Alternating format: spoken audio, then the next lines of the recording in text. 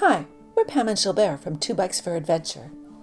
As we mentioned in a previous video, one of the advantages of touring with folding bikes is how much easier it is when traveling by air. We flew with bikes for the first time in 1995, and since then have had many experiences checking in both full-size and folding bicycles. When our adventures involve flying to a faraway starting point, we have to pack our Bromptons to survive this leg of the journey. We also like to avoid paying extra fees for shipping our bikes. So while keeping in mind check-in baggage size and weight restrictions, we can recommend the three methods we now use depending on the type of adventure we have planned. If we are arriving and departing from the same place, we look for an inexpensive hotel close to the airport that is free luggage storage, and ideally a free airport shuttle.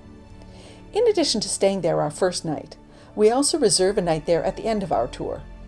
In this situation, we can pack our bikes in hard-side suitcases and leave them empty at the hotel while we set off on our cycle tour.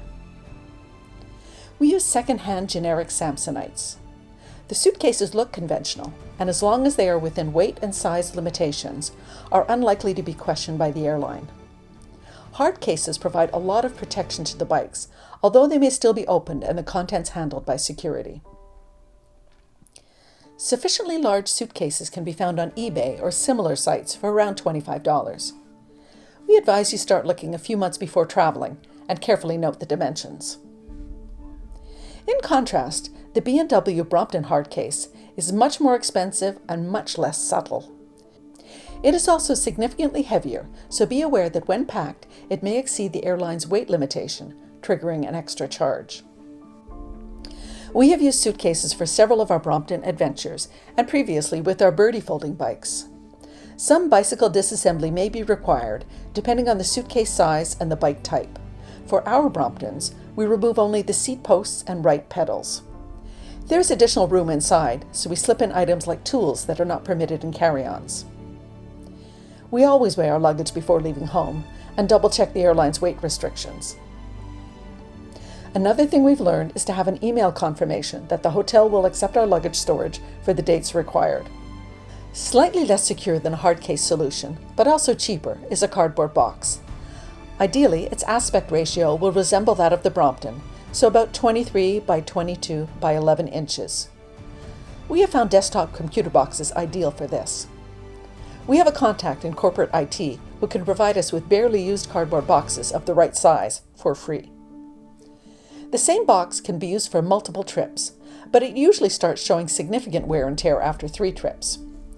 Airline clerks will ask what is in the box during check-in, so if we include, for example, a t-shirt, a paperback, and some shampoo, we can honestly say, oh, clothes, books, and toiletries, and don't mention a bike. We have never been asked to open it. The box is not waterproof, so if it sits on the tarmac in wet weather, it may get soggy. When our return plan doesn't involve an airline flight, such as when we take a train or ship home, we discard the boxes at the airport, cutting the cardboard into pieces that we can leave as recycling, and start pedaling right out the door. If our arrival and departure airports are different, we usually carry part of our packing material with us. This method requires IKEA Dimpa Bags, or equivalent zipped poly bags, and some 4mm corrugated plastic sheets. This kind of plastic is often used for political yard signs. After a local election, we recycle some of the signs in our neighborhood as packing material.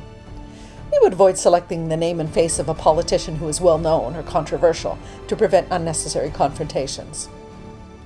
The ideal dimensions are 24 by 48 inches. We cut the sheet into 3 strips of 8 inches. The first 2 pieces are folded at each end to be the top and bottom. Then we cut the third piece into 2 parts, which will be used to protect the right and left sides. Combining the 4 parts together will create a protective frame or cage around the Brompton. We remove the seat and clamps, then slip the bike into the Dimpa. We pad the bike with some clothing, add in the bike accessories and tools, and zip it up. A second Dimpa serves as an outer shell. The outer layer takes a lot of abuse in transit, and after a couple of trips, it will be reused as an inner bag. Front and back protection depends on available material. We either carry additional plastic sheets or trust that we can find recycled cardboard during our last day of travel, which can be tricky if it's raining.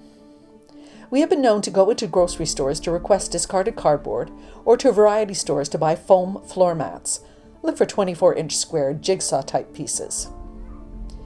We cinch the packed Dimpa with 2 travel straps, ensuring any visible political inscriptions are facing inward, and we have no problem at check-in. Although they are within size limits, we often have to bring them to the oversized baggage counter, but there is no extra charge.